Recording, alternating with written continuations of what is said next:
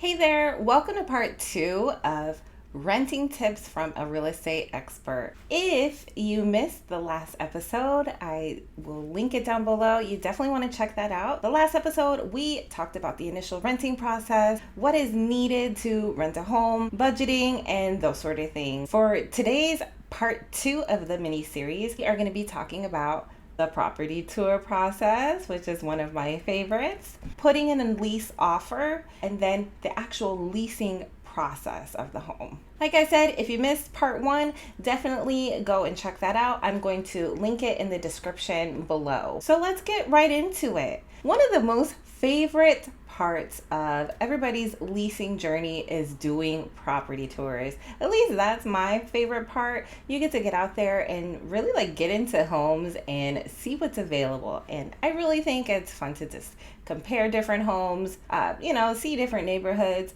and really dial down what my customer is looking for. So in the first video, we talked about setting up a property search. Now what the property search is we can send emails directly from the MLS to you so that you can see what homes are available on the market and what area that you're interested in, as well as what budget.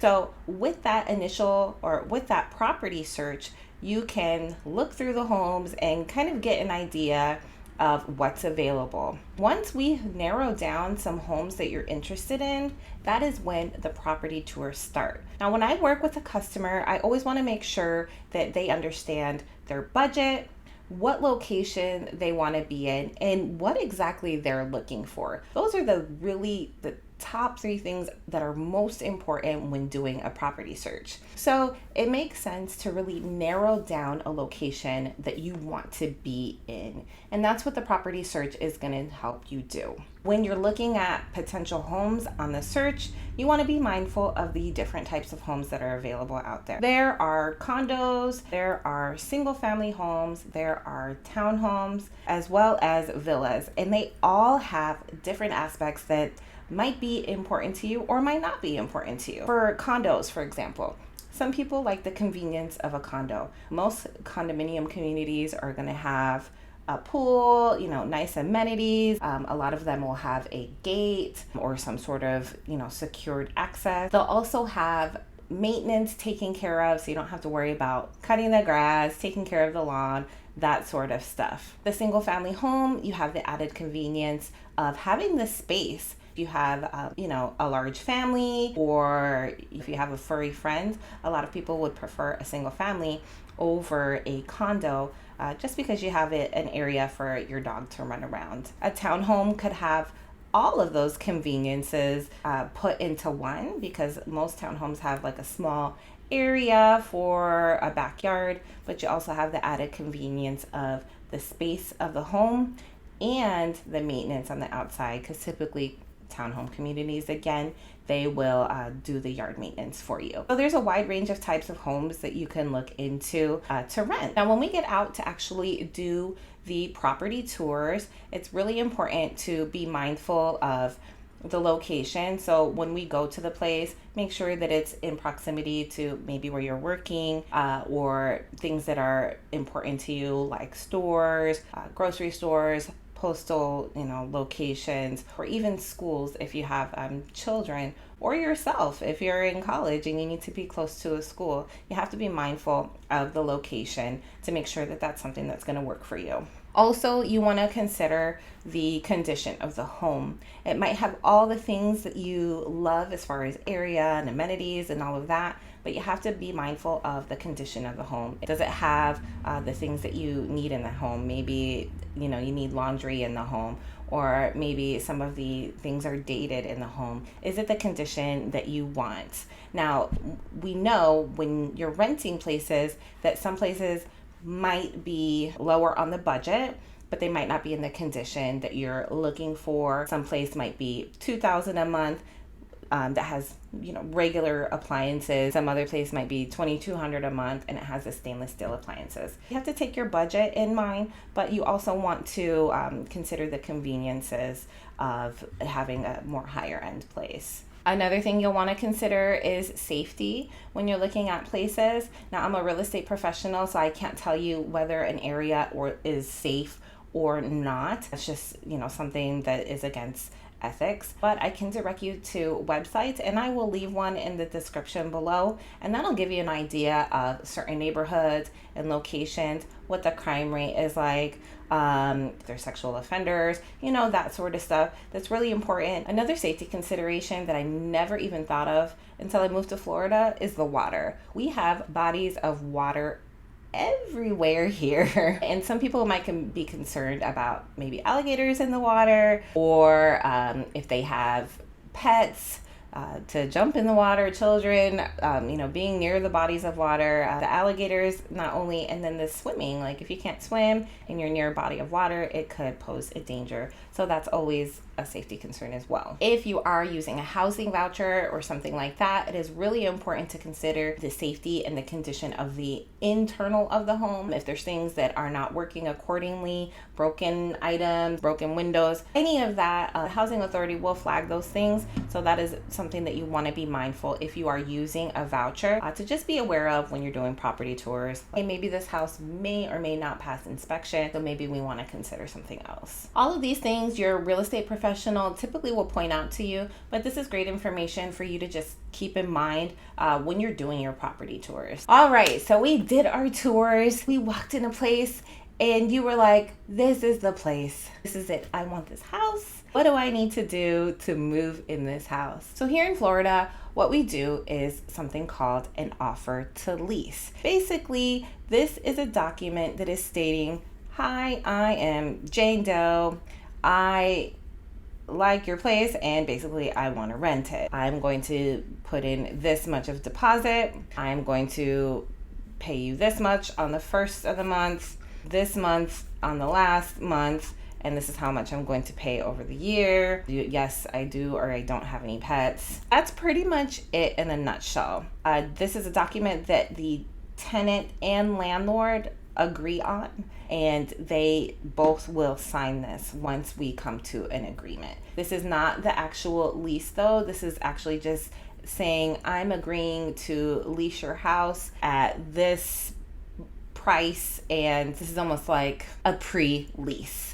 We could put it that way. Now, along with the contract to lease, I'm going to take all that information that I got from you in the initial process. So we're going to take your pay stubs, your copy of your ID, your application, along with your credit and background check, and basically put it in a whole package and send it off in an email to the other agent, the listing agent. They are going to take that information and they're going to review it with the landlord. They're going to say that you are Jane Doe, this is your credit, this is how much money you're making every month. They're going to see the offer to lease, when you're going to make your deposit, and so on. They're going to take that information, review it with the landlord. If the landlord is happy with it and they're like, hey, I want to move forward, let's do this, then that is when the lease comes into play. The lease is the final binding document or agreement between the landlord and the tenant. The lease is going to outline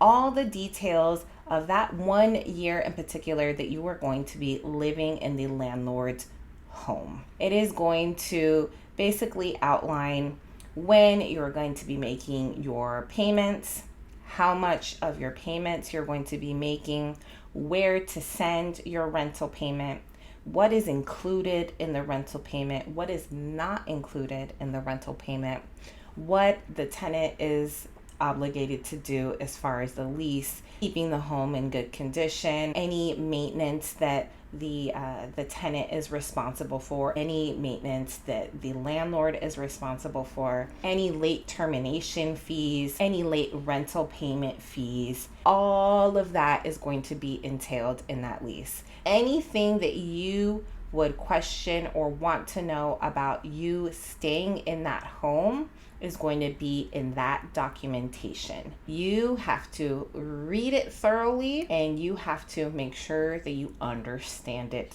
in full, completely before you sign. Here in Florida, the lease is a document that we have from the Florida Realtor Association. So it is already a document that is created, but the landlord will typically fill in the areas that are necessary to be completed. And then everybody reviews it in full and make sure that it is understood before any signatures are done. Oh, I forgot one thing. And this is an important thing. Before we get a little bit further in talking about the lease, I want to just go back to the lease offer. After that lease offer is sent in and the landlord and the tenant come to an agreement and say, yes, we're going to move forward, that is when your security deposit is due. So before we even put in an offer to lease, you want to make sure that you have your funds ready. So let's say you are renting a home that is going to be $2,000 a month. You are going to want to have at least $2,000 available in your account. I would say more in order to be ready to lease that place. Because once they accept the contract to lease or the offer to lease, you are obligated to pay that security deposit to hold your rental home. If you do not pay that security deposit, the landlord is entitled to go to the next person. So they will ask to hold that security deposit. It is typically held in an escrow, non-interest bearing account, safe place. So it is typically held by either a title company or a real estate company, so that they can release the funds when necessary. And that security deposit is held until the end of the lease completion. Now let's get back to the lease. Like I said, it's getting filled out by the landlord and the tenant, and then everybody agrees on every portion of the lease before it is signed. Once that lease is signed, then that forms a binding agreement between the landlord and the tenant that the tenant is going to be renting that said property from the landlord. Now, I'm going to put a little caveat in here. If you are working with an HOA, this is going to be an additional step, let's say in between you moving in and you signing the lease. If we have an association, they are the middleman and they are going to have a say on whether or not you can move into that home. Now, there are associations here with condos, there's associations with homeowners. Most of these associations will have a say on whether or not you can move into a home. If you are trying to move quickly, my suggestion is that you choose a place that does not have an association, because they can hold up the process up to 30 days, sometimes even more during the review process. So after that lease is signed by you, the tenant, and the landlord, and there's going to be an additional application process. The association is going to ask for all that information that you basically already gave the landlord, in addition to some other information. They're typically going to have you fill out their application. They're going to run your credit and background check again, and they're going to review that information to make sure that it's in line with their association standards. Now, some associations, they are very strict and they have particular budget requirements. Now, I know some of them, they will not let you move in there unless you're making like $50,000 a year, or I've seen more than that. Some of them want you to have a specific credit score. For the most part, it's about a 650 and up. I've seen some associations that will not let you live there without a 750 score. So it really depends. So they have their own rules and regulations on what they will allow and what they won't allow in their association.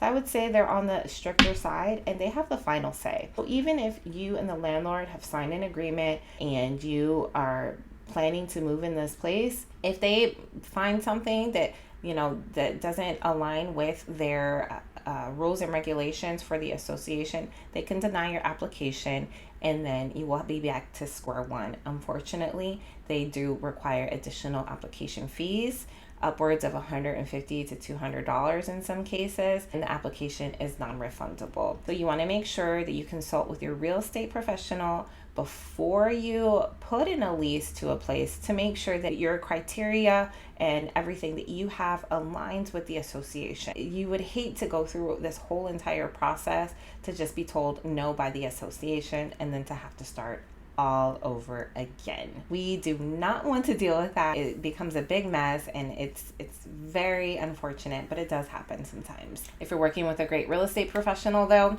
they will be able to guide you and they'll be able to let you know this information before you even have that headache. Well, I hope this information was helpful for you about doing property tours, the initial lease process, and the leasing process. Now, once the lease is signed by both parties, as we discussed, then you are going to start the move-in process. And that is something that we're going to be talking about in the next video. So what happens after you sign the lease? So I hope this video was helpful for you to give you a little bit more information on what's entailed with the property tour process, what is a lease offer, and what does a lease entail? My next video in this 3-part mini series will be my last video, and this will be talking about what happens after the lease is signed. So we're going to be talking about the initial move-in process, property inspection and walkthrough,